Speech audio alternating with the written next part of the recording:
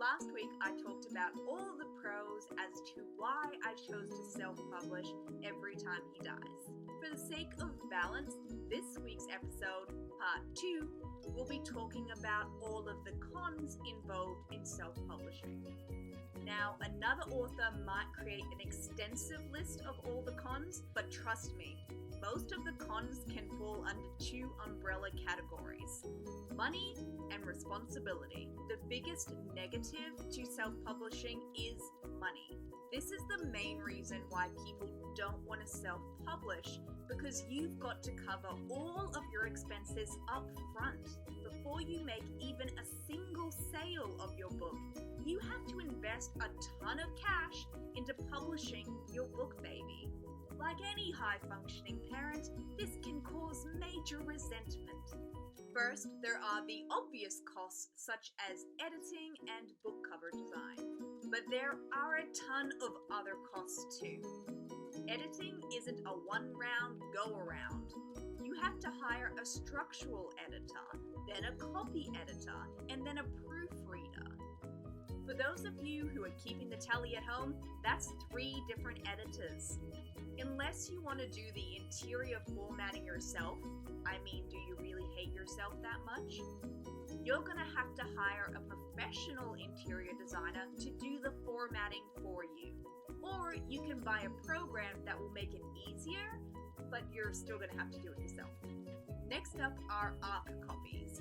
Once you've loaded your files onto your publishing platform or distributor, you will then need to order some copies so that you can check that everything's okay.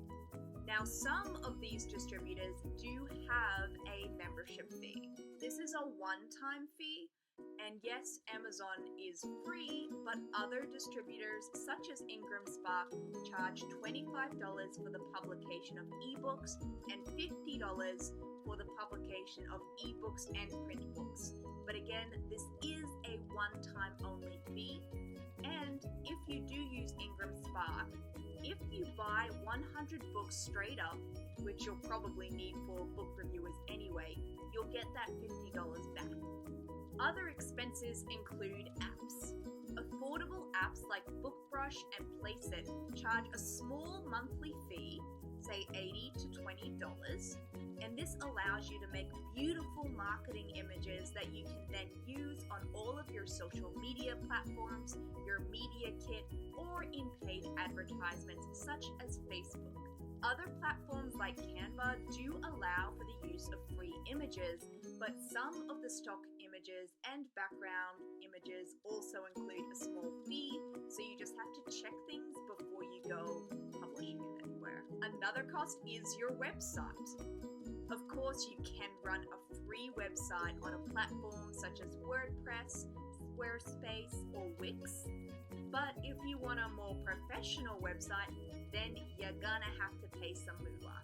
Another expense, of course, and this is the biggest one, is paid advertisements. Again, this can be cheap or really freaking expensive. The worst thing about advertising is that you might have to spend quite a bit of money until you figure out what works for your audience. You might have to mess around with multiple platforms, multiple times a day, and tweak your target audience information in order to generate the best sales for the money you're investing in the advertisement itself. The final expense is book reviews. Book reviews can cost money, but admittedly, a lot of book reviewers will do it for free. This being said, it took me 6 months to find 50 reviewers for every time he dies. If you don't realize, a book reviewer is someone who has a book reviewing blog. So they will read your book and post a review on their website, but also on Goodreads, Amazon, and their social media platforms. Of course, this is a fantastic way to get extra interest in your book. What it doesn't cost you in money, it will cost you in time. The problem with finding book reviewers is that it is incredibly time-consuming.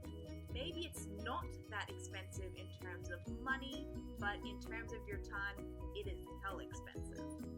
The second reason people don't want to self-publish is because of the responsibility. To be totally honest, I actually wasn't sure what to call this section. Independence, creative control, team with an I, solo. Basically, the hugest con to self-publishing is the fact that you are totally on your own. No one is holding your hand through this thing. You are fully responsible for every decision involved in the publication of your book. This is additionally difficult because despite all the research you've done, you still kind of have no idea what you're doing. You have to do all the research. And look, to be honest, a lot of the information out there is contradictory and it's changing all the time. You are then responsible to make all the decisions using this contradictory information. You have to do all the research about publishing and distribution houses. You have to read blogs, reviews, and watch YouTube videos to see what other authors say on their platforms. Then you have to type in freelance editor into Google and watch as your bank account depletes to nothing. You will then spend days, weeks, and months trolling through websites and portfolios as you try to decide on which professionals you're going to hire. In addition to all of this, you also have to learn how to build an author platform and how to market. Being the CEO of My Novel Incorporated is a full-time job. The only problem is you already have a full-time job. Now you're tending to this other side gig at nights and on weekends. All that being said, the indie community is an incredibly generous one. Every self-published author I have met in real life and online has been incredibly generous in sharing information and their own experiences. Still, as CEO, you are fully responsible for the success of your novel.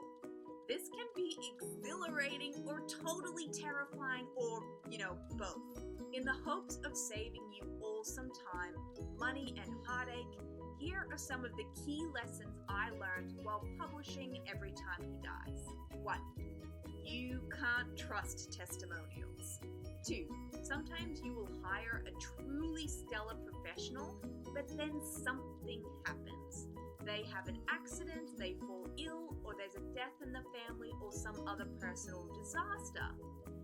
This then means that your deadline has to be expanded, or the publication date has to be pushed back.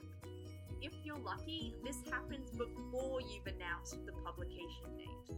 3. Sometimes you can trust testimonials. 4. Some professionals will be great communicators and they will respond to your emails quickly. Some professionals are not very good communicators, and they'll take a month or two to reply to your very basic questions, even though you've already hired them and paid them. Despite all the glowing testimonials on their website, you're going to be pulling your hair out because 3 weeks have passed and you still don't know if this thing is right. 5. Designing a book cover is super hard but really fun. 6. Naming a book is super hard and it's not fun. 7.